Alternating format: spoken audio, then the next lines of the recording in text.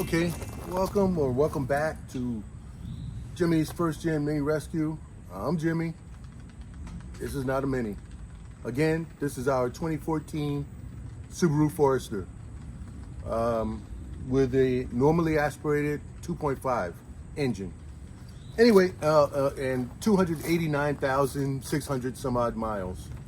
I'll convert kilometers and put it down there with the exact number for those of you, who use kilometers.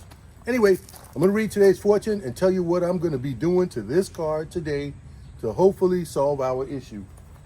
All right, today's fortune. The one waiting for you when you get home will be your friend for life. The one waiting for you when you get home will be your friend for life. Okay, for me, that's Sharon. We don't have any pets, so it's just Sharon. But for those of you who have pets, it could be your dog, it could be your cat. They'll be your friend for life. And now that you know who your friend is for life, make sure they know. Let them know. You know what I'm saying, right? Don't just take it for granted. Let them know. Anyway, I'm gonna put that up there. Now, today's video, I'm going to be adjusting the clutch on our AC system. The way it's been happening when we get stuck in traffic, I mentioned in the last video, the car will start blowing hot air. It blows cold air, fine. I leave here right now. This car wasn't driven today, so everything is cold, ice cold. I can touch everything. I'm leaning on the radiator right now. But when we get in traffic or stop and go traffic or waiting in a fast food drive-through line or something, the car will start blowing hot air. It doesn't, it's like the clutch, the AC is not working or whatever. I've researched online probably hours of videos. I've watched hours of people with Subaru to see what they've been experiencing. I could not detect any kind of leaks. Although I'm not the best, I borrowed my neighbor's black light looking because I assume there may be dye in the system. However, I saw no leaks. Now this car, with all of those miles that I stated, I have never had the AC system checked as far as the amount of refrigerant in there or anything. It just worked flawlessly until this year. And what people are saying is that there's a gap in between the AC clutch that is at a certain tolerances. It's 3 millimeter minimum to 6 millimeter maximum. And what I did was I got my feeler gauges out and I started using the feeler gauges. Started with 3 millimeter. I went all the way up to 6 millimeter, which is here. 6.5, 7, 7.5, 8. 8 is the biggest I got, and I can start doubling them up. However, it was bigger than 8 millimeter gap. So I'm gonna bring you in and show you how to do it. But before I do that, I'm gonna take this cover. It's just a cover for the belt. It's not required to remove, but for video purposes, for you guys to see better, I'm gonna take this off. So let me show you. It's only held on by one 10 millimeter bolt. And I'm gonna show you all of the all the tools that I've gathered too.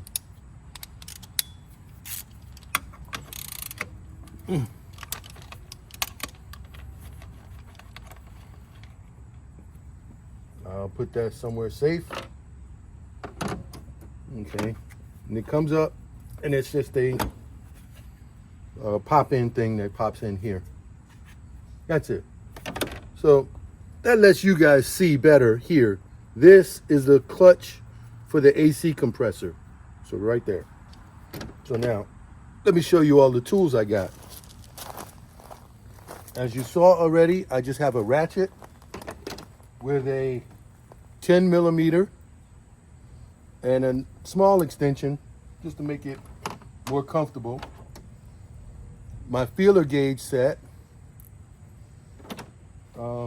I have a couple of magnets on a stick here and here too. I have 2 pick tools, different shapes, pick tools, and one what I call a tweaker, which is like a small flat tip screwdriver that's very small. And those are the tools. Like I said, if you're doing, oh, one more thing. I have what's called a fan clutch wrench set. And this is a universal set. And this is so I can hold the clutch steady while I break the bolt loose. This was the tool I was waiting for from Amazon. And what you do with that is you tighten this down a little bit. And you find a pin that'll fit the hole.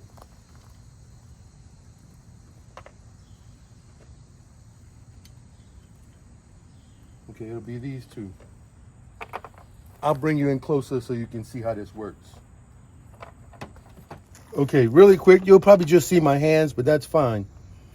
I'm going to show you here my gauge. This is my 8mm, as you can see, 8mm. And what you want to check is this gap in between the metal, the pulley metal. And you can see 8mm goes in. It should not go in. The maximum was 6.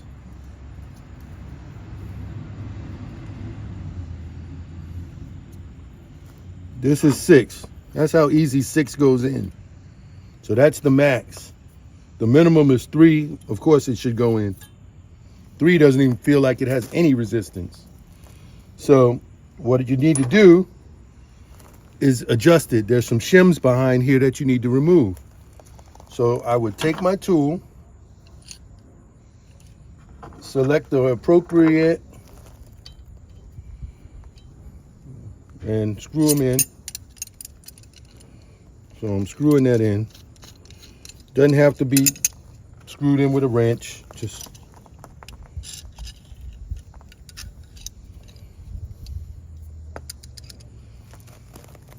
you see what I'm doing here? Just screwing in the pins that I selected. Okay, doesn't want to screw. There we go.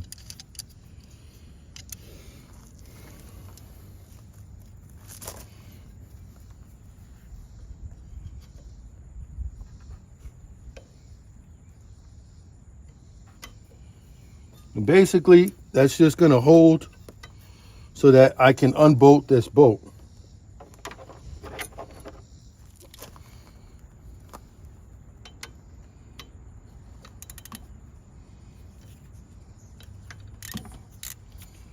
Well, that was easy.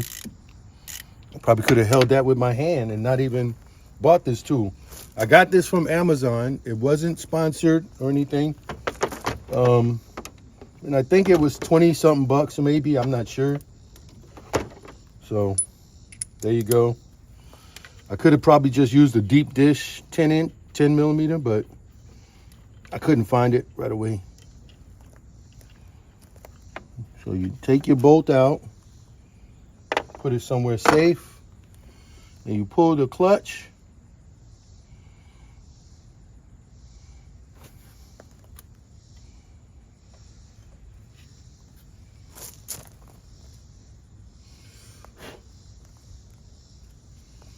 Okay, so that's the clutch here. And inside, okay, everything looks good there. So I'm gonna hold on to this, to the side. Now, I'm gonna get you closer, but in here, there should be some shims.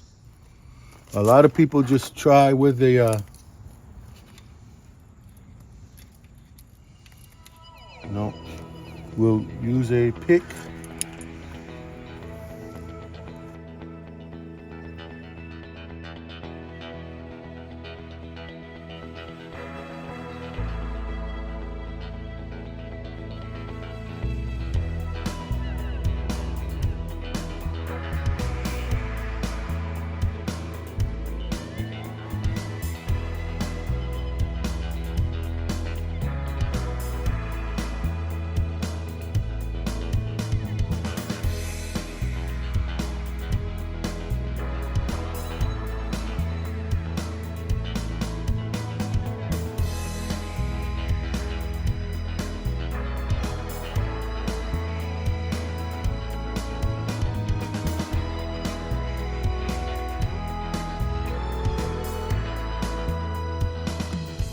and that's the third shim.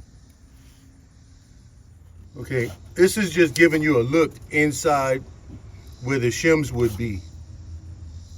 They're down in there, and I took out 3 shims. There's the 3 shims.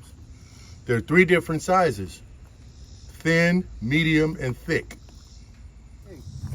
So I took that off, and let's see. I took everything apart, and there's 3 shims in there for our compressor. Yours may not have 3, you may only have 2, you may have more than 3, 4, who knows. But I got all of the shims out, and since I knew my gap was at least 8 millimeters, I know I need at least to get rid of 2 to make it at the maximum. And what you could do is, if you don't have a tool, like I have I have an inside and outside micrometer set, where I can measure the thickness of those washers. I can measure the thickness, and I know exactly how much I'm taking out. If you don't have one of these, you can put back in one or two at a time. You can take out the middle one, because you'll feel the thickness of them. You can take out the thicker one, put the other 2 back in, close everything up, check your gaps. If that's fine, then you're done. If it's too much or not enough, you take it back apart, swap out your shims, and then repeat the procedure until you get within the specs. But since I know I'm at least 8 millimeter, what I will do is turn this on, make sure it's on millimeter, and it's zeroed out. It's on millimeter, zeroed out. We'll try to see it, and I'll measure each one.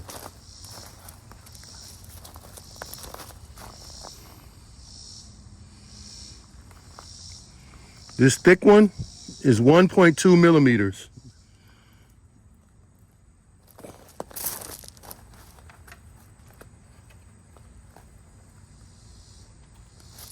The next one, I'll start at 0.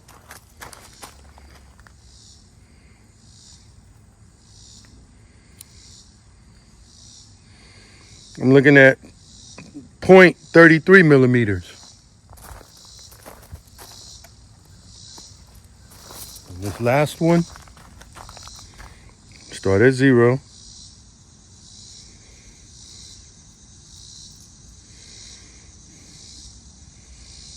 .16 millimeters. 16, 33, 1.0.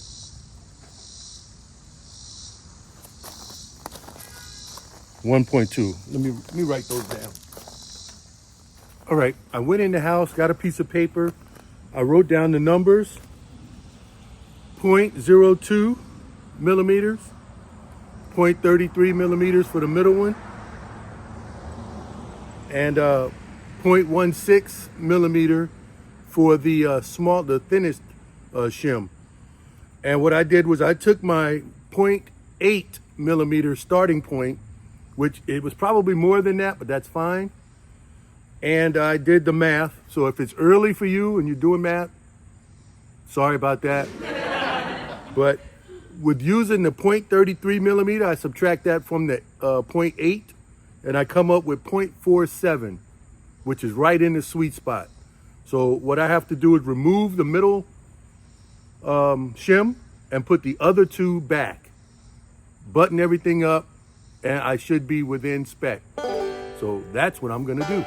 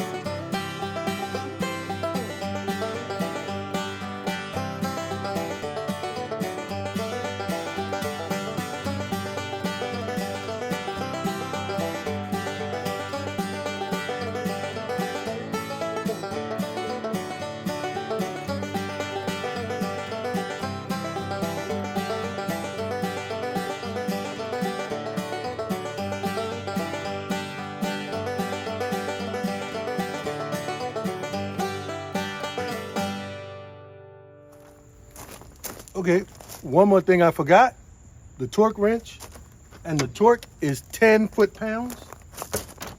So I have a torque wrench here. Again, use my tool.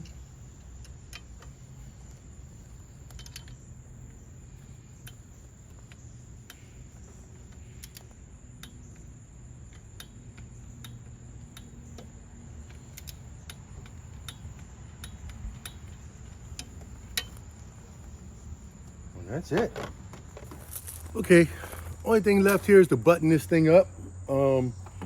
Again, I use my torque wrench, and here's a tip: when you finish with your torque wrench, loosen everything up to put it back in the case. Don't leave it torqued down to the right, whatever your last torquage was. Just loosen it up and put it back in the case.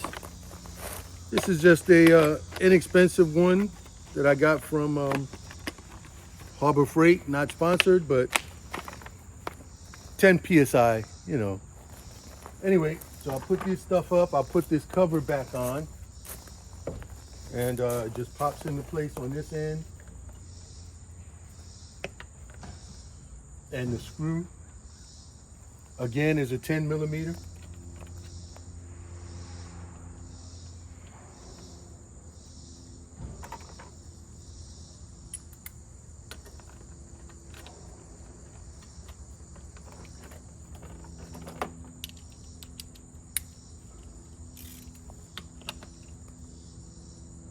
Just snug it up. That's it, all required. Again, these tools were kept in my tool roll bag that I put together with just wimpy tools. But you can see you could do even, this whole thing could be done with a 10 millimeter. I would prefer a deep dish, but a cheapo ratchet and a magnet on a stick, which was not in my kit. However, I need to put that in the kit. But and a couple of pick tools that you can get Harbor Freight for $1.99 for the set of 4. You can put that in your kit too. Anyway, so let me show you some more math real quick. Now, right now it was 5 millimeters. That was what I measured it at. A nice tight fit at 5 millimeters. The last shim was a 0.16. If I use that one, or if I remove that one as well, I will go down to a 0.34. Now, that's at a little bit above the minimum clearance. I don't want to do that yet. I'm going to drive this car. We're going to drive this car for the next couple of weeks. Next week is going to be in the, excuse me, in the 100 or close to 100 degrees. But we'll drive it and we'll see if it cuts out or anything like that. But if not, then I'll leave it there. And then maybe next year we'll address this again. And if I got to remove the thin shim again, then I'll remove the thin shim again. Then after that, it may be time to just replace the clutch. Who knows? But this could be a no-cost fix versus anywhere from $800 to $1,000 plus at a dealership, or even buying a used compressor. Because when I talked to the dealership about it, they just replaced the compressor. My neighbor, they just replaced the whole compressor. They don't take shims out. They don't do anything. So I'm wondering, do they just clean up this unit, pull the shims out, make sure it's in spec, and resell as a remanufactured unit? There's no telling. But other than the price of the tool, it's a fix. Or we'll let you know, and I'll chime back in. Now, having said that, my last video on this car, when I changed the cabin air filter, I said that there was 99.9% chance our daughter and son-in-law had not changed theirs. I was wrong. I was on the phone with her today, and I asked her, and she's like, yeah, I changed it. It's behind the glove compartment. So I was wrong. I got to admit it, but she'll never see this video because she doesn't watch it. So I'm safe. But what she did tell me was her car is doing the same thing ours is. If they get stuck in traffic or at a long traffic light or whatever, the AC wants to cut out, and then it gets back cold once they either restart the car or it moves again or whatever.